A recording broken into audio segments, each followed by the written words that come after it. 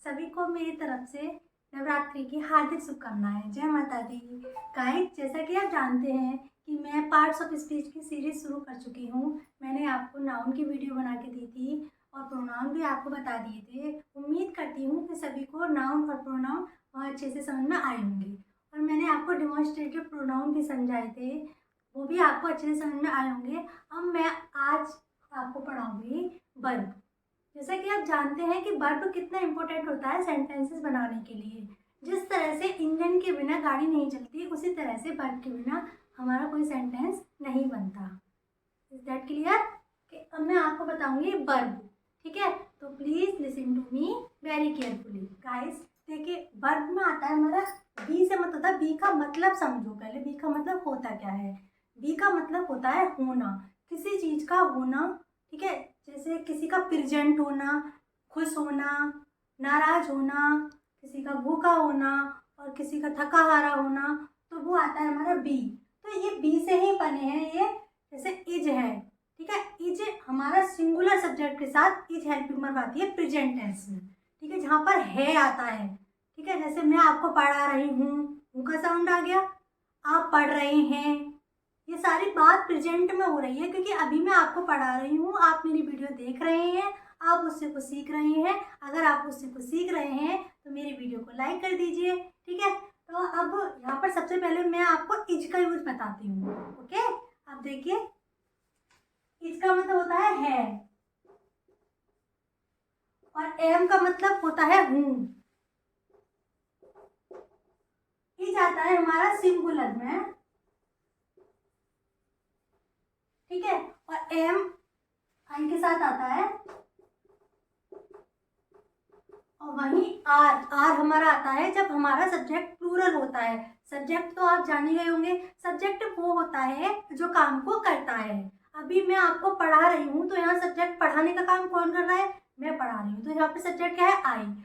ठीक है, तो यहाँ पर आर में है या हो। ठीक है, प्लूरल में आता है हमारा है या हो, आर लगाते हैं प्लूरल में। वहीं पर वॉज की बात करें तो वॉज आता है हमारा पास्ट में आ गया, ये था सिंगुलर सब्जेक्ट के साथ, और आई के साथ वॉज आता है आई के साथ।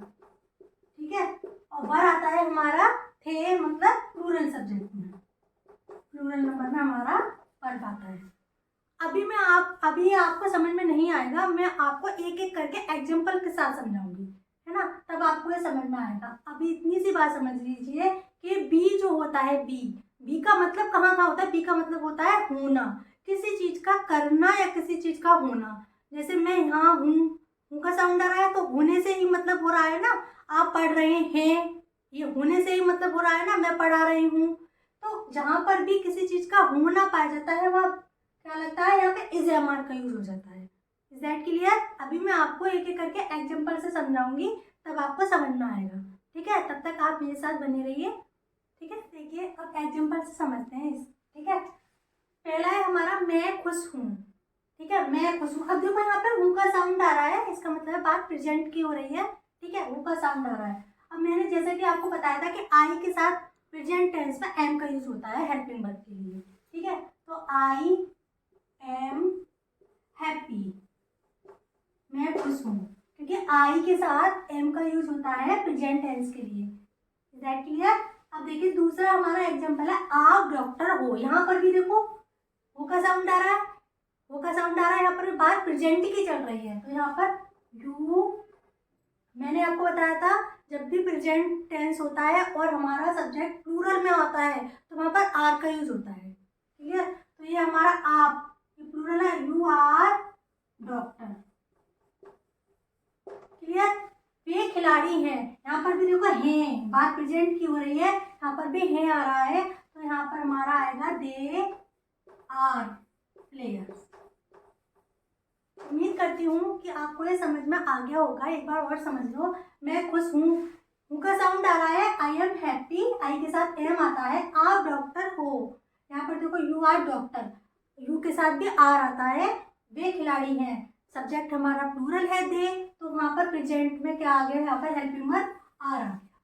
Is that clear? समझ में आ गया होगा आपको। अब मैं आगे का बताती हूँ आपको कि इज एम आर का यूज और कहाँ कहाँ होता है। Clear friends? ये जो यूजेस होते हैं ये 3 अवस्था में होते हैं, 3 सिचुएशन में होते हैं इज एम आर के यूजेस। देखो, पहला जब होता है अवस्था को दिखाने के लिए, जो पहला यूज होता है, पहला इस्तेमाल होता है इनका, वो होता है अवस्था को दिखाने के लिए, जैसे रोना, हंसना, खेलना, कूदना, ठीक है, और पोजीशन को दिखाने के लिए। जैसे मैं आपसे बोलूँ ही इज सैड, तो यहाँ पर अवस्था है, यहाँ पर अवस्था ही इज सैड, वो क्या है, वह दुखी है। दूसरा यू आर डॉक्टर, यहाँ पोजीशन दिखाने के लिए, वो किस पोजीशन पर है, वो डॉक्टर है। क्लियर? यहाँ पर वी आर योर फ्रेंड्स, हम तुम्हारे मित्र हैं। तो मेरा कहने का मतलब है कि जो पहला इस्तेमाल इसका होता है वो किसी भी चीज़ की अवस्था को दिखाने के लिए होता है।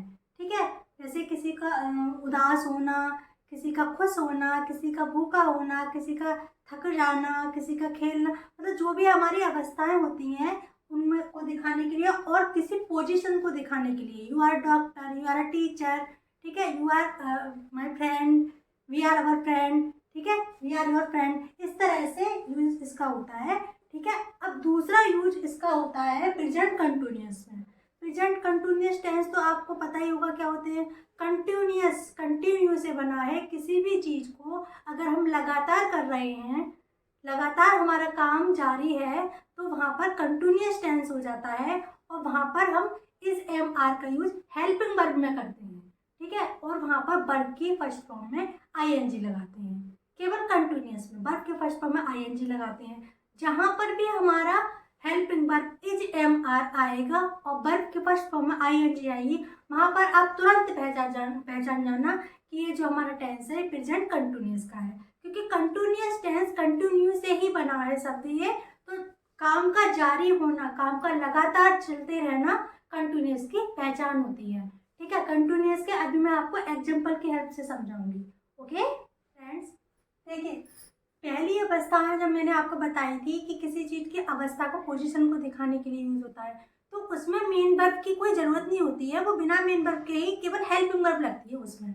बट जब भी हमारी दूसरी अवस्था, जैसा कि मैंने बोला था आपसे कि दूसरा यूज कहाँ होता है, दूसरा यूज प्रेजेंट कंटिन्यूअस में होता है, जहाँ पर काम जारी रहता है, काम का चालू रहना जारी होता है, तो वहाँ पर हमारा प्रेजेंट कंटिन्यूअस होता है। इसमें बिना मेन वर्ब के काम नहीं चलता, इसमें इज एम आर से खाली काम नहीं चलता, इसमें हमें मेन वर्ब की फर्स्ट फॉर्म लगानी ही होती है। ठीक है, एग्जांपल से समझिए। देखिए, सी इज रीडिंग द बुक, देखो इज आ गया, यहाँ पर इज हेल्पिंग वर्ब इसलिए आई है क्योंकि यहाँ पर हमारा जो सब्जेक्ट है वो सिंगुलर है। क्लियर? और देखिए मेन वर्ब की फर्स्ट फॉर्म में आईएनजी लगा हुआ है क्योंकि यहाँ पर काम जारी है, काम चल रहा है। जैसा कि मैंने आपको बताया था प्रेजेंट कंटिन्यूअस में काम जारी रहता है, तो वहाँ पर हम मेन वर्ब के फर्स्ट फॉर्म में आईएनजी लगा देते हैं। देखिए सेकंड एग्जांपल है हमारा व्हाट आर यू डूइंग। यहाँ पर यू के साथ, यू प्लूरल में आता है, तो यू के साथ यहाँ पर हमने हेल्पिंग वर्ब आर लगाई है और वर्ब के फर्स्ट फॉर्म में आईएनजी लगाई है। Okay, why are you laughing, यहाँ पर भी देखो यू के साथ आर हेल्पिंग वर्ब आ गई है और मेन वर्ब के फर्स्ट फॉर्म में आईएनजी आ गई है। आई के साथ देखो हेल्पिंग वर्ब एम होता है, मैं आपको बता चुकी हूँ, और वर्ब के फर्स्ट फॉर्म में यहाँ पर आईएनजी आई है। इज एम आर जहाँ पर हेल्पिंग वर्ब लगती है, समझ लो प्रेजेंट का काम है, प्रेजेंट चल रहा है, और उसके बाद मेन वर्ब की फर्स्ट फॉर्म में जहाँ पर आईएनजी लगती है, तो आप अच्छे से समझ जाइए कि ये जो टेंस है हमारा प्रेजेंट कंटिन्यूअस है। Is that clear? आप इतना देख लीजिए, प्रेजेंट कंटिन्यूअस में हमारे हेल्पिंग वर्ब कौन कौन से होते हैं, इज एम आर, ओके, और मेन वर्ब के फर्स्ट फॉर्म में आईएनजी। क्लियर? अब मैं तीसरा यूज बताऊंगी इसका एग्जांपल की हेल्प से। ओके गाइस, देखिए आपको पहला इस्तेमाल बता दिया मैंने कहाँ होता है, दूसरा बता दिया, अब मैं बताती हूँ आपको तीसरा इस्तेमाल कहाँ होता है। तीसरा जो इस्तेमाल होता है इज एम आर का, वो होता है पैसिव वॉइस में। ठीक है, देखिए जहाँ भी हमारा helping verb is am are के साथ वर्ब की थर्ड फॉर्म आती है, तो आप समझ जाइए कि ये पैसिव वॉइस है। Okay, for example Rekha is, देखो यहाँ पर इज आया है, ठीक है, हेल्पिंग वर्ब इज आई है यहाँ पर, और हेल्पिंग वर्ब के तुरंत बाद यहाँ पर वर्ब की थर्ड फॉर्म आ गई है। ठीक है, Rekha is taught by her mother, Rekha is taught by her मतलब, तो यहाँ पर टॉट आया है, मतलब थर्ड फॉर्म है, टीच की थर्ड फॉर्म होती है टॉट। तो जब भी हमारी हेल्पिंग वर्ब को तुरंत बाद थर्ड फॉर्म आती है तो आप समझ जाइए कि पैसिव वॉइस है। उसी तरह से सेकंड वाला एग्जांपल देखिए, देखो एम हेल्पिंग वर्ब है, उसके तुरंत बाद वर्ब की थर्ड फॉर्म है, इसका मतलब है ये पैसिव वॉइस है। आर आर के बाद देखो सपोर्टेड, वर्ब की थर्ड फॉर्म आ गई है तो समझ जाइए पैसिव वॉइस है। जब भी हमारा सब्जेक्ट के साथ सिंगुलर सब्जेक्ट के साथ हेल्पिंग वर्ब इज आए और तुरंत बाद थर्ड फॉर्म आ जाए तो वहां पर हमारा पैसिव वॉइस होता है, और कहीं इसका यूज नहीं होता है पैसिव वॉइस के अलावा। यहाँ पर इज एम आर आए और वर्ब की थर्ड फॉर्म आए तो उसका यूज केवल पैसिव वॉइस में ही होता है।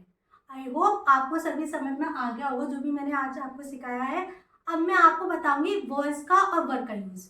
Is that clear? जहाँ बात की थी मैंने प्रेजेंट टेंस की, प्रेजेंट टेंस में मैंने हेल्पिंग वर्ब इज लगाई है, आर लगाई है ना, क्योंकि यहाँ पे प्रेजेंट की बात हो रही है। प्रेजेंट मतलब वर्तमान, जो अब चल रहा है, जिसका साउंड मैंने आपको बताया भी था, जिसका साउंड है और हूँ और वो बताया, वो अब चल रहा है मतलब, है ना। और वहीं अगर मैं बात करूँ पास्ट की, जो बीत चुका है, जो निकल गया है, तो वहां पे साउंड आते हैं था, थी, थे।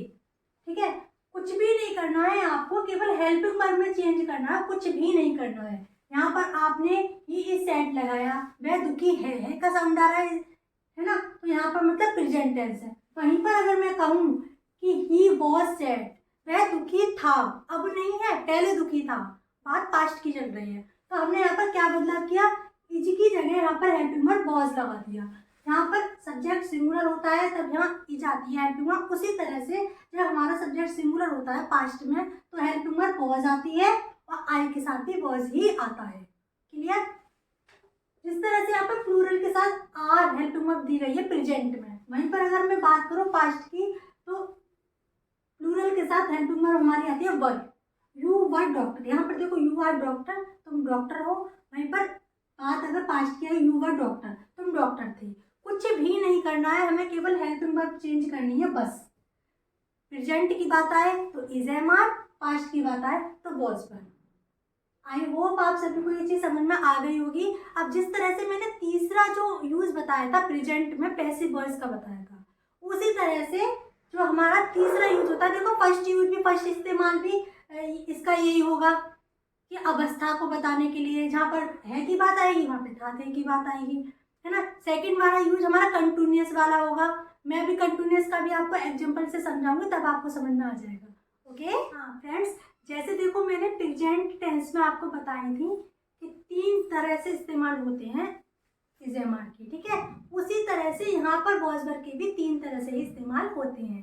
पहला किसी अवस्था को बताने के लिए, जो कि मैंने अभी आपको एग्जाम्पल समझाए थे, तुम डॉक्टर थे, तुम उदास थे, वह उदास था, ये अवस्था हो गई। अब जो दूसरा यूजेस मैंने बताया था वो कंटिन्यूअस, जिस तरह से प्रेजेंट कंटिन्यूअस मैंने आपको बताया था, उसी तरह से पास्ट कंटिन्यूअस। इतना सा देखो फर्क होता है कि यहाँ पर देखो ये प्रेजेंट है क्योंकि यहाँ पे एम आ रहा है, ठीक है, और वर्ब की फर्स्ट फॉर्म में आई एन जी आ रही है, इसका मतलब ये है हमारा प्रेजेंट टेंस, ठीक है। इसमें केवल आपको इतना ही अंतर करना है, यहाँ पर एम आ रहा है तो यहाँ पर आपको वॉज करना है पास्ट कंटिन्यूअस में, I was going to school. उसी तरह से सेकंड वाला एग्जांपल है, सब्जेक्ट सिंगुलर है और प्रेजेंट टेंस है, तो यहाँ पर सिंगुलर सब्जेक्ट के साथ इज हेल्पिंग वर्ब आई है, उसके बाद मेन वर्ब की फर्स्ट फॉर्म में आईएनजी आई है ना। और पास्ट में हमें क्या करना है, जब सब्जेक्ट सिंगुलर है तो ही के साथ वॉज आ गया और बाकी बिल्कुल सेम हो गया, मेन वर्ब के फर्स्ट फॉर्म में आईएनजी आ गई, उसके बाद ऑब्जेक्ट आ गया। उम्मीद करती हूँ आपको ये सब समझ में आ गया होगा। इसका जो तीसरा यूजेज है, जिस तरह से प्रेजेंट में पैसिव वॉइस की से कराया था, उसी तरह से इसमें भी पैसिव वॉइस का ही तीसरा यूज होता है पास्ट टेंस का। ओके, तो उसको भी एग्जांपल की हेल्प से समझते हैं। गाइस देखिए तीसरा इस्तेमाल इसका कैसे होता है पैसिव वॉइस में। जब हमारा एक्टिव वॉइस प्रेजेंट इंडेफिनिट या पास्ट इंडेफिनिट में होता है और जब हम एक्टिव को पैसिव में कन्वर्ट करते हैं तो हम हेल्पिंग वर्ब पास्ट टेंस में वॉज वर और वर्ब की थर्ड फॉर्म लगा देते हैं, ठीक है। रेखा वॉज, देखो यहाँ पे रेखा वॉज, पास्ट टेंस की बात हो रही है, रेखा सिंगुलर सब्जेक्ट है, यहाँ पर वॉज आ गया, उसके बाद तुरंत बाद उसके वर्ब की थर्ड फॉर्म आ गई taught. Rekha was taught by mother, Rekha was taught by mother. ठीक है, अब दूसरा एग्जांपल भी देखो, Meena was scolded by teacher, Meena को उसके टीचर के द्वारा डांटा जाता था। We were supported by you. अब देखो बी, ये प्लूरल सब्जेक्ट है हमारा, तो इसलिए यहाँ पर वॉज ना लग के वर का यूज हुआ है। Clear, we were supported by you. यहाँ पर एक चीज का ध्यान रखना आप, जब हमारा एक्टिव वॉइस प्रेजेंट टेंस हो चाहे पास्ट टेंस हो, इंडेफिनिट में होगा, तो हमारा जब पैसिव वॉइस कन्वर्ट होगा एक्टिव से, तो वहां पर हम हेल्पिंग वर्ब लगाकर वर्ब के थर्ड फॉर्म का यूज करेंगे। और इस तरह के वर्ब के थर्ड फॉर्म का यूज और कहीं नहीं होता है, पैसिव वॉइस में ही होता है। जब भी हम हेल्पिंग वर्ब लगाते हैं, तुरंत बाद वर्ब की थर्ड फॉर्म आती है, तो वहाँ केवल पैसिव वॉइस में ही इस तरह के यूज होते हैं और कहीं नहीं होते हैं। उम्मीद करती हूँ कि आज की वीडियो आपको बहुत अच्छे से समझ में आई होगी, और अगर वीडियो से आपने कुछ सीखा हो तो मेरी वीडियो को लाइक करें, शेयर करें, और मेरे channel hello English with Sony को सब्सक्राइब करें। नेक्स्ट वीडियो में मिलते हैं, तब तक के लिए